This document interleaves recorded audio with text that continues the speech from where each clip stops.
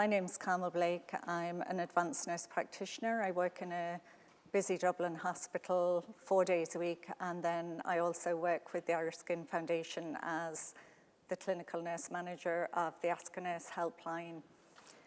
So one of the most common calls that we do actually get is about scalp psoriasis. So today I'm going to try and give you some tips about treating the scalp. I'll do a brief demonstration and I'll just talk about products that are available. I have no conflicts of interest. No company is paying me to endorse any of these products. These products are products that we would use in clinical practice, and most of them are available over the counter. My aim today is really to create awareness of products that are available to you and hopefully help you to treat your scalp psoriasis and get it under better control.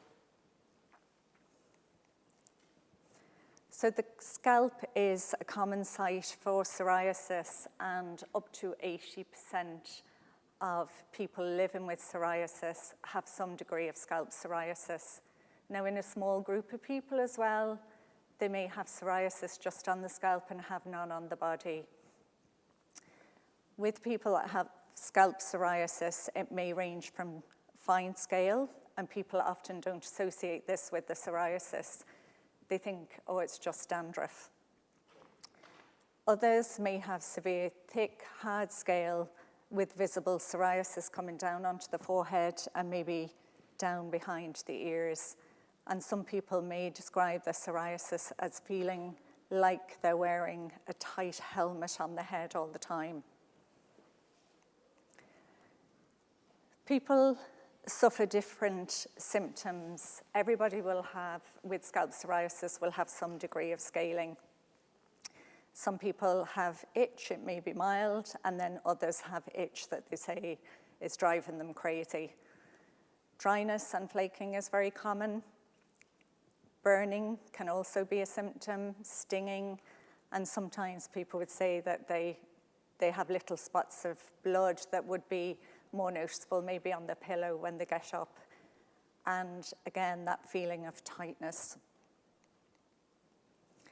So the treatment challenges are, it can be embarrassing for people, like they're constantly worried about is, can somebody see the scale on the shoulder?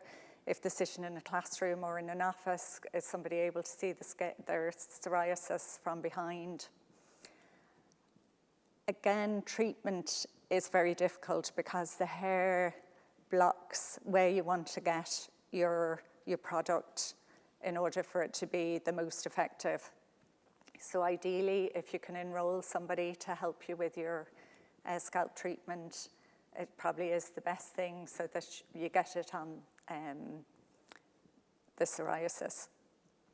Anyone that has had phototherapy for their psoriasis, they will find that the body will clear, but their scalp doesn't clear.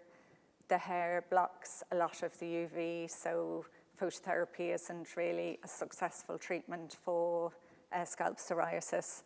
Now, I have had gentlemen in our unit that would quite bravely shave the head, and when they're attending phototherapy, let the light do the job because they're just fed up of applying creams and lotions, and it just gives them a break from that. So the treatments that you use usually are shampoos and then creams and ointments and lotions. So probably the oldest shampoo is the tar shampoo because the tar slows down the cell turnover. So people, I'm sure they said it in the earlier presentation, people with psoriasis, their cell turnover is every 3 to 4 days, whereas the normal cell turnover is every 28 days. So as a result, the cells that are coming up through the levels of skin don't dry and shed like they normally would if they've done the 28-day cycle. So if it's coming up very fast through the layers of skin, they actually are sticky and they stick to the surface of the skin, and that's what forms the scale. And that's why descaling agents are an important part of your treatment regime. And there's different, we call them keratolytic agents, and these commonly are salicylic acid and urea. And you will see in some of the tar shampoos and some of the other active shampoos that these ingredients are in the shampoo. There is also steroid shampoo. The one that we would use is Etrovex. And the thing about the steroid shampoo is it's only used for a limited period of time. It's not to be used all the time. People with psoriasis often get a buildup of yeast on the skin. We all have a thing called malassezia on the skin, and sometimes with the inflammatory skin diseases, we just see this building up. So your doctor may suggest that you use Nizoral shampoo, Steep Rock shampoo, and the thing about your shampoos is do not just put it on your scalp, massage it in and rinse it off. The active ingredients will not have time to work. You need to leave the lather on your head for 7 to 8 minutes in order for the active ingredients to work. So the topical lotions then are your, they come in lotions, creams, ointments, and we used to have steroids in a mousse formulation, which was great, but unfortunately that's gone off the market. So your topical steroids would be used for a limited time. You know, again, you don't use them continually. So one of the ones, you've probably seen this, is Betnovate. We would commonly use this one. I see somebody nodding there. And sometimes the steroid may be combined with a keratolytic agent. I don't know whether any of you have been prescribed diprosalic, and diprosalic has steroid and salicylic acid in it. And some people like that because it does 2 jobs in the one application. Vitamin D analogues then, like the tar, these slow down the rapid cell turnover, and the most common one is Dovanex or calcipotriol. Very common treatment that would be used is a combination of the vitamin D analog with steroid.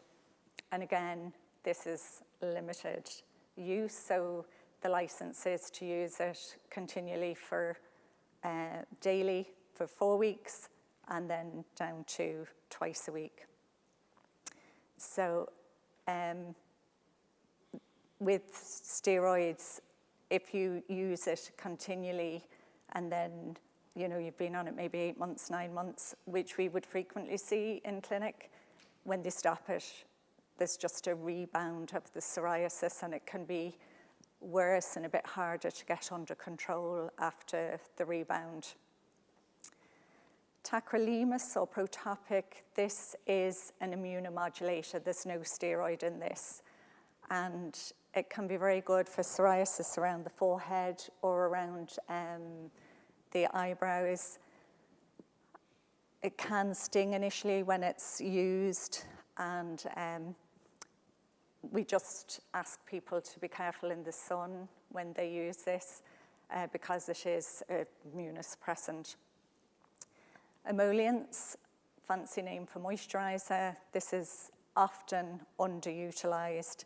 So we would recommend from time to time just taking time to put something like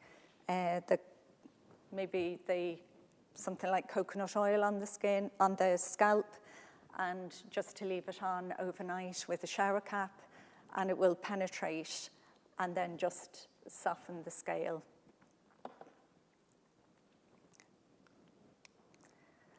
The treatment problems, and from talking to people today, is a lot of people don't like the smell of the tar. It's smelly, it's messy, it can stain, but it is a good treatment if you can tolerate it. Treatments are time consuming and they're difficult to apply because of the hair. If you don't like the smell of the tar and it's been recommended to you by your doctor, if you don't like it, don't pretend that you'll use it, because there are other alternatives. So be honest. It's awful if you come back to clinic, the doctor or the nurse thinks you've been using your tar, and then they're just confused that it's not working and trying to look for other solutions. So just say, I didn't like the tar. It could be your partner doesn't like the smell. I've people that have said, my husband doesn't like the smell of the tar, he wants me in the spare room. So then we look for other alternatives. So I put a gold star beside descale, because it's such an important step in your treatment. If you've got thick scale on your scalp, it's like putting your steroid or your Dovanix or whatever treatment you've been ordered onto a hard surface like that. You need to soften it so that the active treatment can get down to the psoriasis and settle the inflammation. So I will demonstrate it in a few minutes, but it's important that you part the hair at 1 centimetre intervals. So you would get the parting and just put your active treatment along the parting, and then just again 1 centimetre lower. And just do it section by section, and then across the back, section by section. If I just put the tar on like this, a lot of it is going to stick onto my hair rather than onto the scalp. And sometimes people may just get a bit of psoriasis at the back of the head, and they don't need to put tar all over the head. If it's not scaly and thick, just apply it to the area. And that's where assistance of somebody else can be very useful, because they can see exactly where the treatment is to go.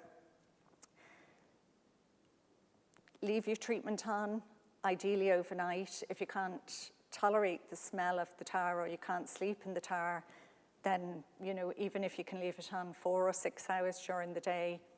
But what you need to do then is comb the hair upwards and do it in sort of a sawing motion to loosen the scale. If you just comb it down like this, you're not going to loosen the scale.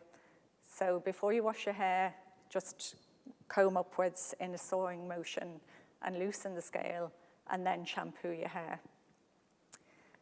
With tar or any of the greasy products, if you're deciding that you're going to use something like coconut oil or whatever oil you're going to use, it can be very difficult to remove it. Has anyone tried removing the tars? And it's difficult, isn't it? So the thing is to put your shampoo on the dry hair. Before you wet it, put your shampoo on and massage it into the hair, and the shampoo will grab onto the grease. And then wet your hair, and then lather it and rinse out. In severe cases where people really cannot get the grease out, we do resort, this sounds very harsh, but a little bit of fairy liquid on dry hair, and just massage it into the dry hair, wet it, rinse it out, and then you can use a gentle shampoo after that. Just when you're washing the hair as well, you can use a conditioner for the hair.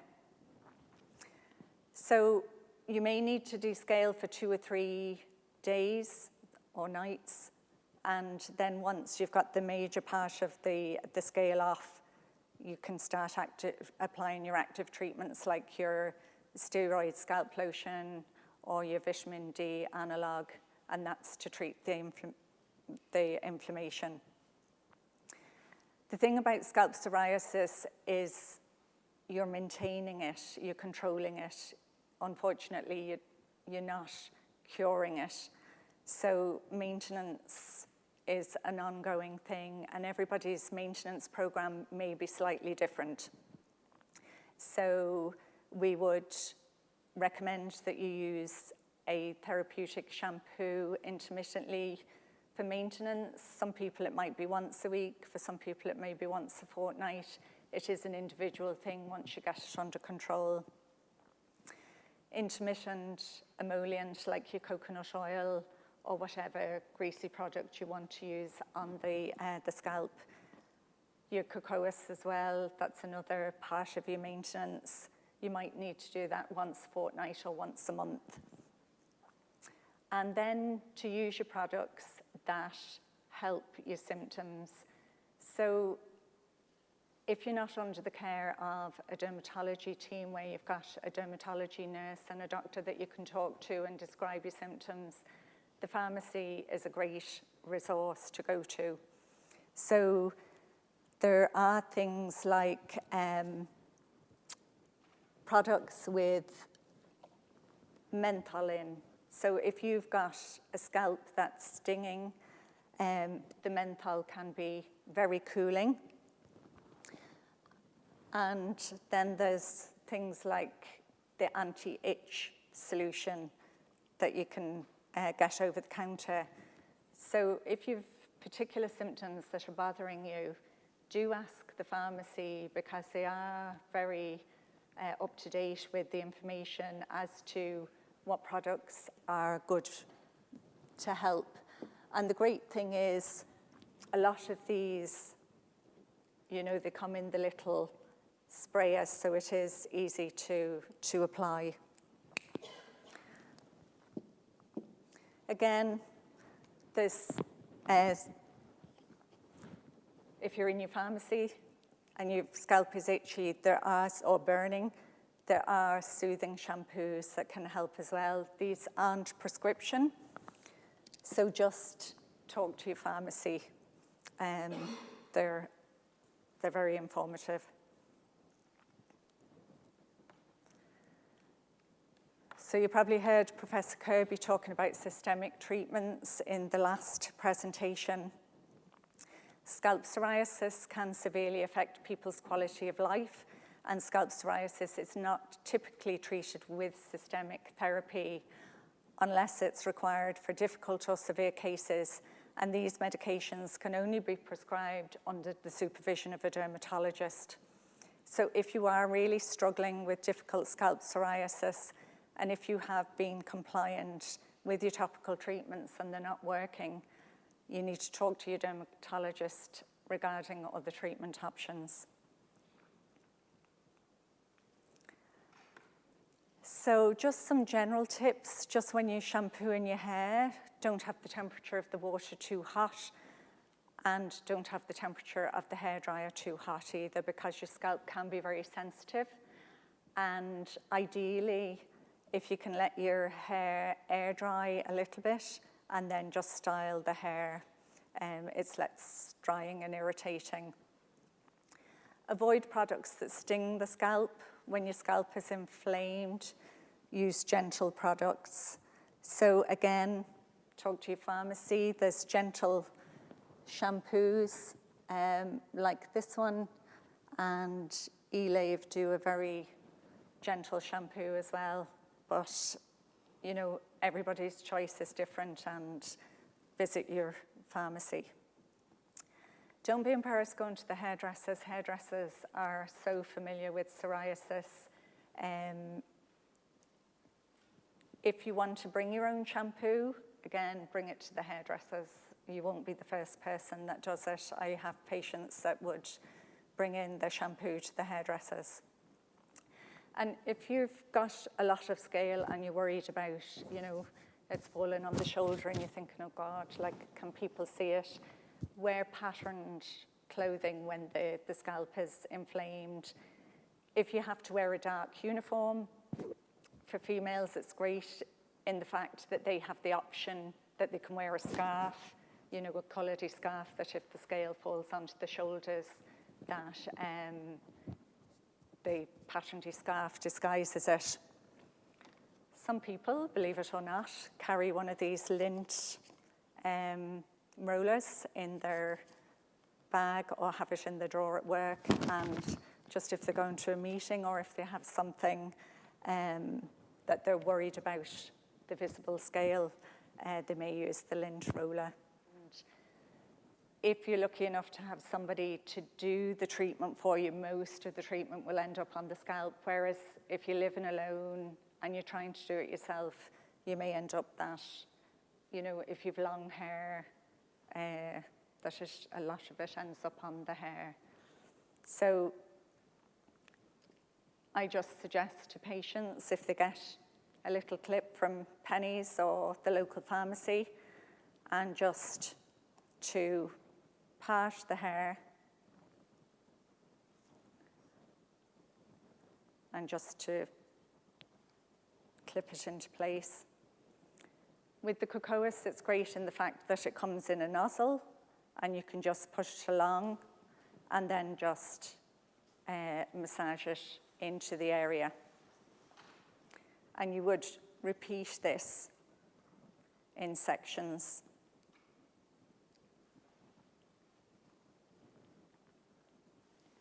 Now, if you're using a steroid, don't be dabbing a load of it on. You don't want it running down your face and down your neck and that. So just sort of dab along the area and then just rub it into the parting. And then again, you know, just do the next section.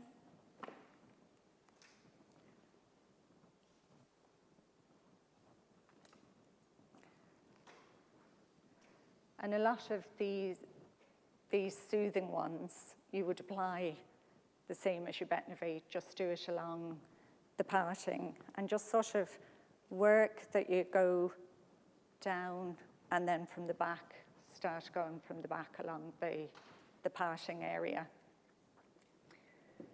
So with various products, if you have a scaly scalp and you don't want your hair to be too greasy, there's things like the Relife, the Urea. There's a 10% one, which is great for moisturizing. And if it's very scaly, then there's a 30%. And the good thing about these is that it is a little pump, and you can do it along the area and just massage it into the area.